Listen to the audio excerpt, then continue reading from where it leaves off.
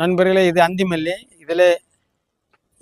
இது அந்திமல்லி. இதில் வந்து 9 விதமான கலர் உள்ள பூ பூக்கிறது குமரி மாவட்ட தெருக்களில் கிடைக்குது.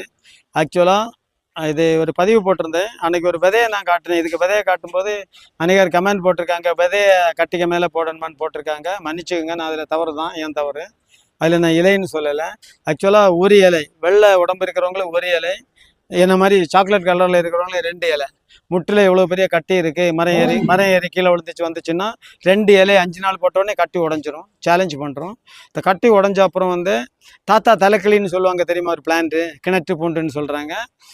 அது உடஞ்சி கேன்சர் கட்டியாக இருந்தாலும் உடஞ்ச அப்புறம் அந்த சீல் ஆடுறதுக்கு அந்த தாத்தா தலைக்கிளிக்க இலை சாறு போடணும்.